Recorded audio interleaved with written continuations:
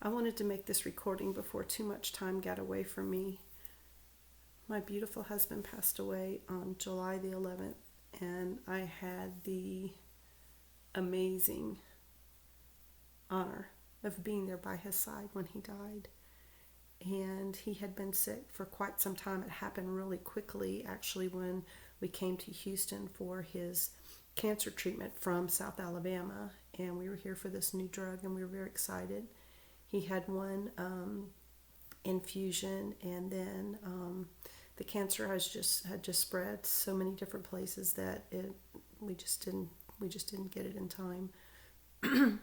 But on Friday, he had been medicated so many days, several days, because the pain in his abdomen area had been getting so, it was just hurting him so bad, and he was sleeping a lot. And I mean, I could still tell him I love him, and he would, I could hear him saying it back to me as I got close to his face. And, he stood and went to the bathroom by the bedside the night before he passed away. So I don't want to give the impression he was completely medicated, because that was not the case. But the day he died, he was, it had been decided that or I had agreed to have them go in and do this one-shot radiation to the area that was causing him so much pain in the liver area.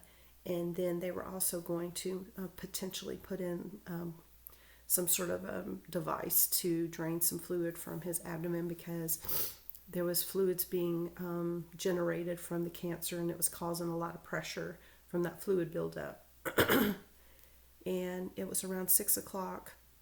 6:30, I don't remember the exact time, went down for the radiation. And when we went down there, he was pretty well medicated, and they took him in a room, and we were outside the room, my son, my daughter, and myself.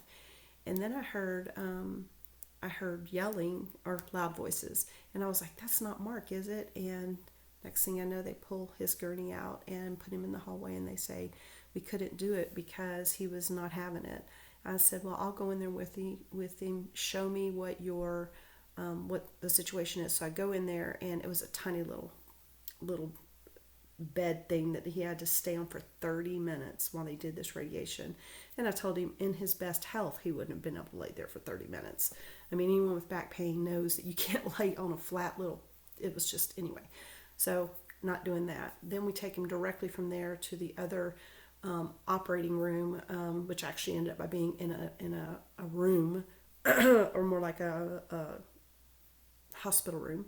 And my daughter stayed in there with him, and they weren't able to do that procedure either, because for whatever reason. But Mark was acting really vocal.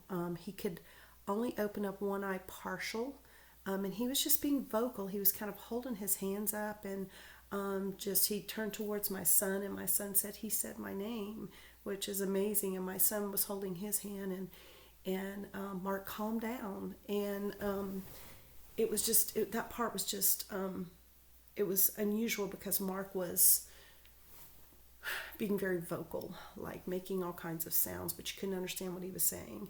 And I went to hold his hand, and I noticed his knuckles were kind of purplish. And I said something to my daughter, and she's like, oh, that's because he's been holding his hands tight.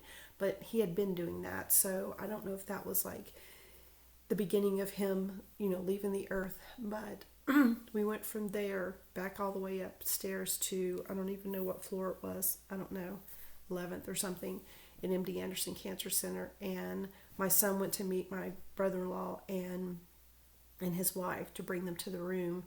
We get him to the room. They put him from one bed to the other. The lights were down low. It was just me and my husband and my daughter.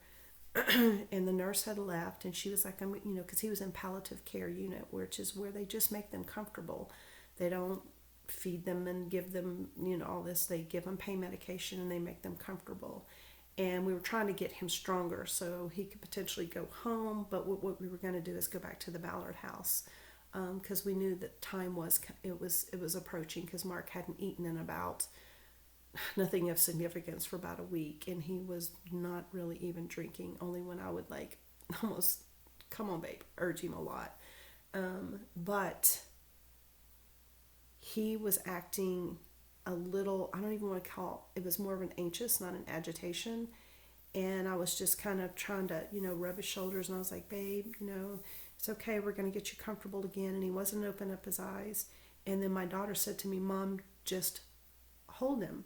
And I looked directly at his face, and I felt as though that this was happening, and I realized he was dying. And I had my hands on each side of his face, and I was kissing him, and I was talking to him. Don't remember what I was saying. And then all of a sudden, he opened up his eyes, and he didn't look at me. My husband looked up. He looked up and out. And it's as if he recognized someone. It was a little bit like hesitation, and then he opened up his eyes, and then he got this look of, okay, like, all right, I know this. I'm not fully understanding, but I recognize you. And then he started looking side to side, just very, ever so slowly, just not moving his head, but just scanning. And he just looked back, and he looked again, and the look was amazing. It was amazing. He was seeing, I know he was seeing God, and he was seeing other people he knew. I know this. I felt this. And we weren't freaking out. We weren't like doing all that. We were just standing there. I hadn't removed my hands. His eyes were perfectly beautiful. There was no more yellowing in his eyes. There was no more sickness in his eyes. He was healthy. The whites were clear. They were perfect shapes. 20 minutes before, he couldn't open his eyes. And he was looking out. And I'm telling you, my husband saw God. And at that moment, after he scanned, then he went back to the center and was looking, and he had this look of like an overwhelming, yeah. He was ready. He was happy about it. I could tell. It was like, and so ever so gently, he just closed his eyes and he took a deep breath. And he was gone.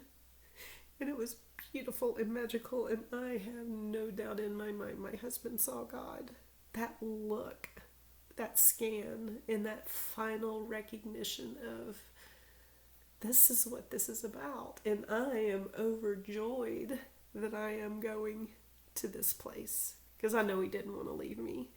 We talked. We were together 31 years. But this was remarkable. And I know he's there and he's watching me. I need to share this. I don't want to forget any moment of that. The clearness of the eyes, them opening, not like, oh, scared. It was just opening. And just like that. Imagine you seeing something, the most beautiful thing you've ever seen in your life, just in awe and a little bit of stun. I'm just a little stunned, like, oh. So